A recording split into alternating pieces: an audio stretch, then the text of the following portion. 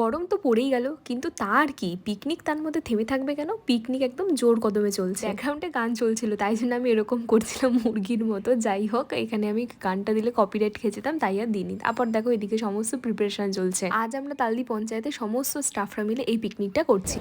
Veg ডাল। এটা কি মাছ বললে? এটা ভেটকি মাছ। এটা ভেটকি মাছ। এটা চচ্চড়ি হচ্ছে। এটা চচ্চড়ি হচ্ছে। আর ওটা কি মাছ? ওটাও কাতলা। এটা কাতলা। এখানে আমাদের সমস্ত দিদিরা রয়েছে, আমরা সবাই মিলে বসে এখানে মুড়ি মাখা খাচ্ছিলাম, আর তার সাথে দিদি আবার শপিংও করেছে, সেগুলোও দেখাচ্ছিল। আজ কিন্তু পিকনিকের মেনু একদম সিম্পল। সকালবেলায় এরকম মুড়ি মাখা আর কফি আমরা খেয়েছি, আর এখানে তো দিদি এত সুন্দরভাবে সেজেছিল, খুব সুন্দর লাগছিল। আমরা তো সবাই চুড়িদার পরে এসেছি, কিন্তু দিদি একমাত্র শাড়ি পরে এসেছিল। দেখো বলতে না বলতে এখানে একদম কফি এসে হাজির, তার সাথে কিন্তু বিস্কিট ছিল। আমার তো আবার বাবা 1 কাপ কফিতে কিছুই হয় না, তাই 2 কাপ কফি নিয়ে নিয়েছিলাম। আর এদিকে ব্যাকগ্রাউন্ডে এরকম ভাবে গান চলছিল, সেগুলো সব শুনছিলাম আর ভীষণ মজা করেছি। আমরা নিস্তলের ঘরে বসে সবাই মিলে ভীষণ মজা করেছি। তার মধ্যে দেখি 2 রকমের মাছ একদম রেডি, আর এদিকে চচ্চড়িও রেডি। তা ভাবলাম চলো ছাদ থেকে একটু ঘুরে আসি। ছাদে গিয়ে দেখি এখানে ডাল তৈরি হচ্ছে। এই যে বেগুনগুলো স্লাইস করে কাটা রয়েছে, এগুলো দিয়ে তো বেগুনি হবে, আর যারা মাছ খাবে না তাদের জন্য পনিরের ব্যবস্থাও ছিল। ঘড়িতে তখন 2:30টা মতো বাজে, পেটের মধ্যে ছুঁচু একবারে ডন বৈঠক মারছে। আমি সবাইকে ভাত আর ডালটা সার্ভ করে দিয়েছি, তারপর আমিও একেবারে প্লেট ভর্তি করে খাবার নিয়ে বসে পড়েছি খেতে। আগে ডাল দেবো। ডাল এখানে তো ডাল নিয়ে আসছি। ডাল না নেই, তাহলে কটা আছে? বাবা বলছি না না, আবার আনতে হবে। না ডালটা হেভি হয়েছে। সব নিচে।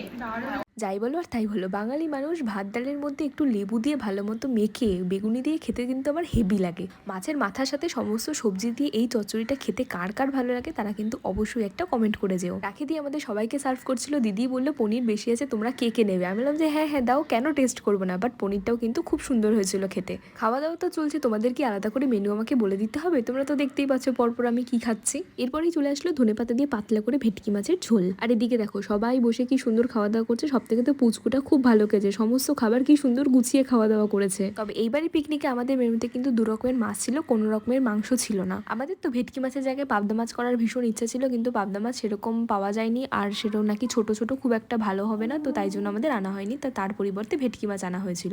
জানো তো মৌতালি দিয়ে আমাকে জোর করে এত বড় একটা কাতলা মাছের পেটি দিয়ে দিয়েছে। যাই হোক, আমি সেখানে আর ভাত খাইনি, শুধু মাছটাই খেয়েছি। যতই ভালো করে খাই না কেন, ভাতের থালা এইভাবে চেটে না খেলে না আমার না ঠিক তৃপ্তি হয় না। যাই হোক, তারপর এখানে মিনু দিয়ে আমাকে দিয়ে দিল এতটা চাটনি। চাটনি একদম হালকা মিষ্টি হয়েছিল, খুবই ভালো লেগেছে খেতে। সব শেষে কিন্তু দই আর মিষ্টিও ছিল, সেটা আমি ক্লিপ কেন নিই আমি জানি না। যাই হোক, পরের ব্যাচে এখানে দিদিরা সবাই খেতে বসে পড়েছে। সব শেষে হাজমোলা খেয়ে আমরা খাওয়া দাওয়া শেষ করলাম। এরপর আর কি, এত সুন্দর সানসেট দেখতে দেখতে বাড়ি ফিরলাম।